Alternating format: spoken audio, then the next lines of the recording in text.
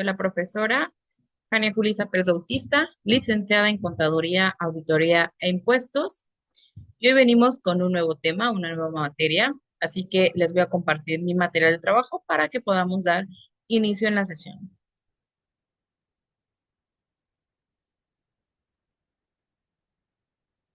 Muy bien, vamos a esperar a que aparezca, les aparezca a ustedes. Muy bien, esta es la cápsula número 1, teorías de la comunicación.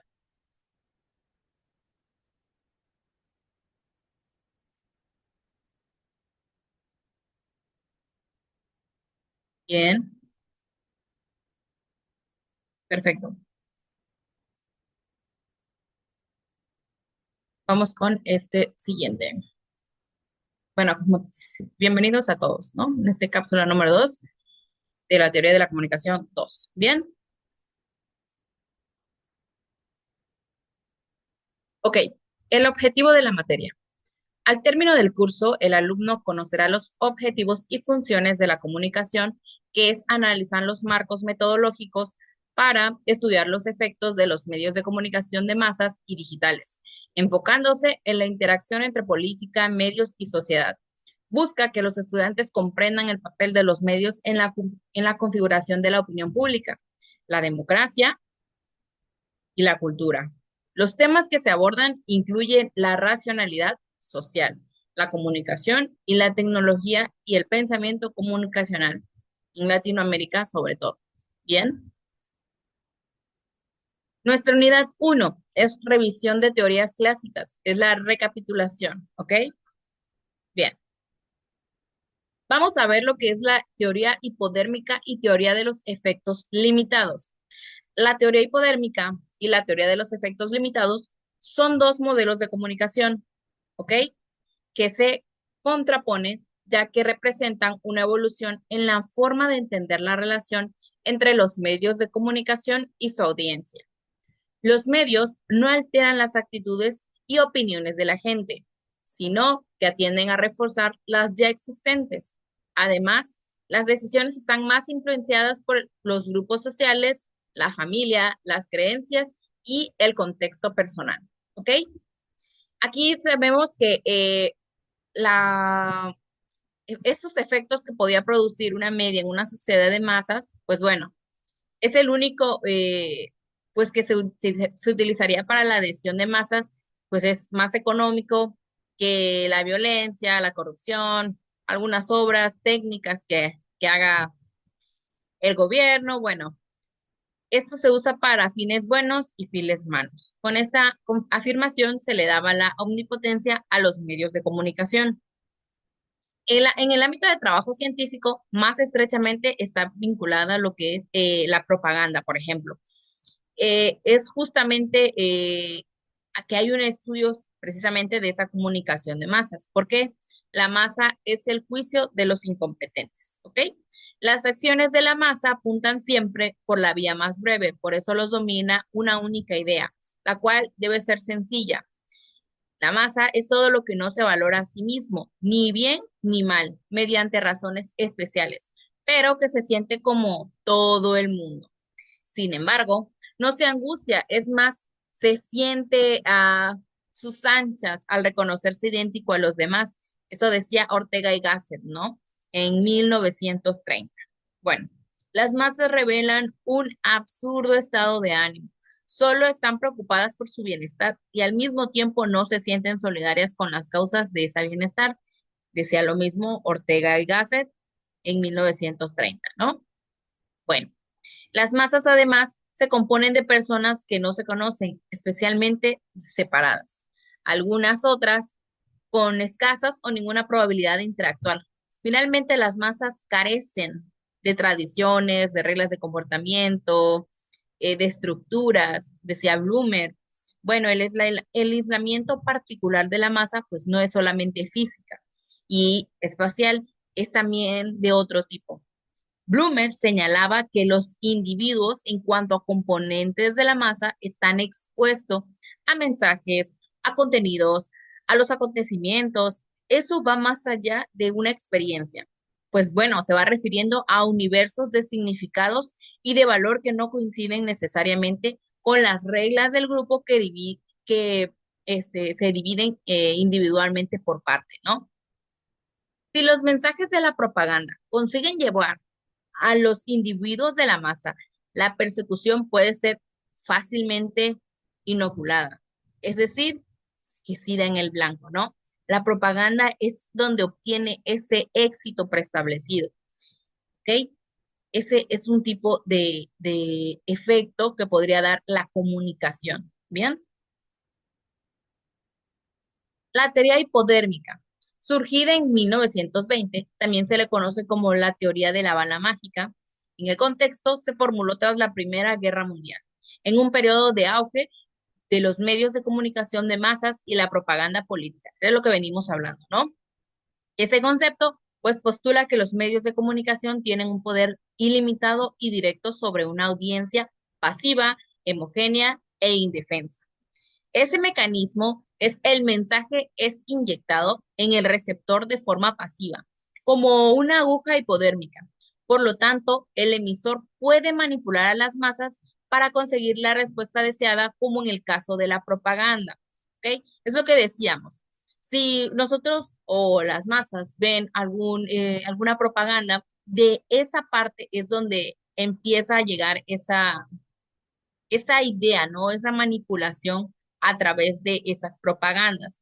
¿Por qué? Porque tal vez las masas no coinciden persuadir de forma individual, sino lo obtienen a través de una propaganda.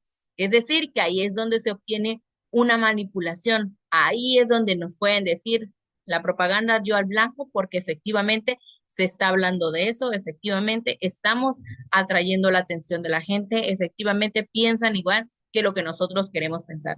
Eso, eso es la teoría de la bala mágica, ¿no?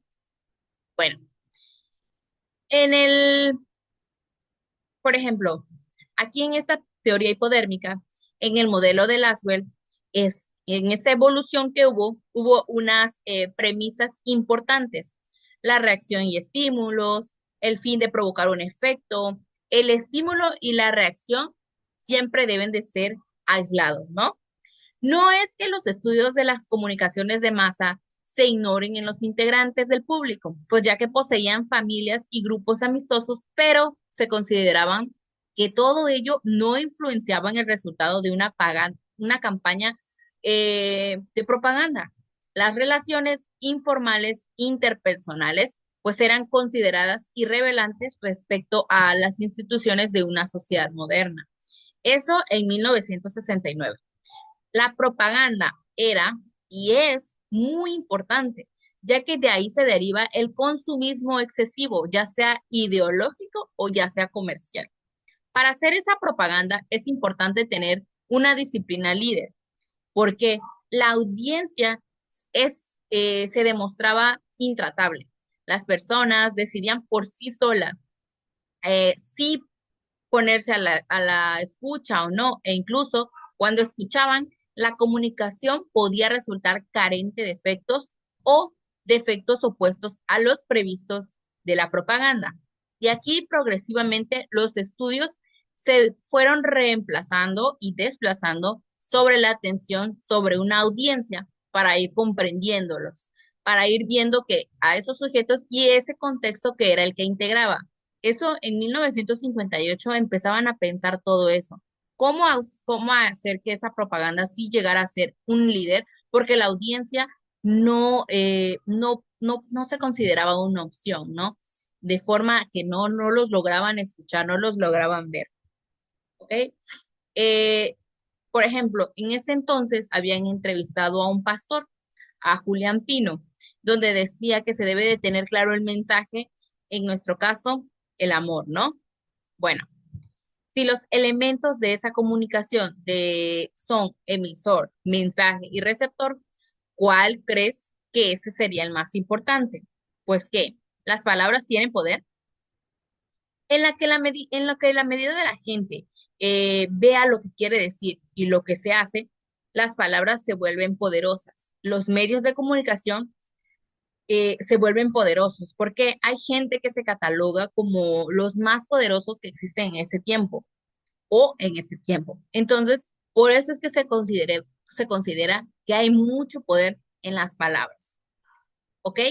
Bueno, ¿qué elementos se podría usar para atraer a la gente, no? En- Siempre podría ser un testimonio importante, algún entretenimiento, algún algún modo de comunicación para esa producción de innovación también, algún interés, algún deseo, alguna acción, alguna compra. Eso sería de líder opinión, que es lo que tiene ese control, ¿no? Solo se buscan contratos de financiación y alianzas económicas. Es una idea de una ciencia social neutral de que la comunicación es importante, ¿ok? Hay un doble flujo en la comunicación, que ese es el que se descubre siempre en un punto intermedio, ¿no? Es la teoría de los intermediarios y la teoría de doble flujo, pero eso lo vamos a ver más adelante. La teoría de los efectos limitados. Aquí apareció en los años 40 como una corrección a la teoría hipodérmica, basándose en una investigación de forma empírica. Ese contexto fue que los estudios sociólogos como Paul Lazar y Elihu Katz sobre el comportamiento electoral, pues demostraron que la influencia de los medios era un poco más compleja y menos poderosa de lo que se creía. Ahora, ese concepto pues sostiene que la influencia de esos medios de comunicación es de forma limitada y están condicionados por el contexto social y por las características individuales de la audiencia. ¿Ok? Aquí también nos dice que estos efectos limitados tiene un mecanismo. Ese mecanismo es de comunicación masiva. No es un proceso directo, sino que se produce en esas dos etapas que veníamos diciendo, que es el modelo de flujo de comunicación en dos pasos. Ahora, la primera etapa, el mensaje mediático es recibido por los líderes de opinión, personas que tienen una influencia significativa en sus grupos sociales. Y una segunda etapa, los líderes de opinión transmiten o interpretan el mensaje a sus grupos de influencia, lo que significa que la comunicación interpersonal juega un papel más decisivo que los medios masivos, ¿ok? Ahora, este flujo de comunicación, como se dice en esos dos pasos, es cierto, al recibir un mensaje por los líderes de esa opinión, pues bueno, tienen de forma influenciada porque están en varios grupos sociales. Al estar en esos grupos, pues ese mensaje que lleven siempre será recibido por ellos, ¿ok? Ahora, esos grupos sociales que tienen, que tuvo su líder en esa primera etapa, en una segunda etapa, esos líderes de opinión transmitirán ese mensaje a sus grupos de influencia. Ahora, esos grupos sociales tienen a su gente. Ahora, esa gente tiene a sus grupos de influencia, ¿ok? Eso significa que esa comunicación se vuelve un interpersonal, pues que la gente va a hablar más sobre eso, ¿ok? Ese papel es más decisivo con esos medios, ¿no? Decía Charles Wigmires que mientras los filósofos pragmáticos como Cooley y Park veían esos aparatos modernos para sacar a la sociedad de la crisis y conducirlas a la democracia. Lazarfeld se cuestionaba con esa concepción y consideraba que los medios de comunicación pues eran más neutrales, ¿no? Ahora, en el poder de la persuasión, que es el uso de un buen persuasor, es que un mensaje persuasivo sea eficaz, sea capaz de cambiar el funcionamiento psicológico del individuo y de esa manera inducirlo a realizar esos actos deseados por el comunicador. Esa decisión eh, comercial está basado en la Coca-Cola y en el modelo AIDA, ¿ok? Bueno, esa es la teoría que estudiaba en el campo de los experimentos, ¿ok? Ahora, en esta teoría de campos de experimento, pues eran vinculados a un organismo en ese entorno, en el cual pues se definía esa conducta por esas relaciones de ese espacio social que actuaban sobre ellos. Ahora, una conclusión de esta materia que vamos a llegar a tener es que al término de ese curso, el alumno va a conocer los objetivos y funciones de la comunicación, que es un proceso complejo y multidimensional. No es una simple transmisión de información, sino es un acto social y cultural influenciado por los factores como la tecnología, el contexto y los individuos. Las teorías de la comunicación 2 enfatizan cómo las audiencias son activas, cómo los medios influyen a través de interacciones sociales, líderes de opinión y la importancia de entender los efectos de la comunicación y la formación de opiniones y comportamientos. Bien, bien chicos, hasta aquí esta sesión de hoy. Nos vemos en la siguiente cápsula. Cuídense mucho y aquí estamos por cualquier duda.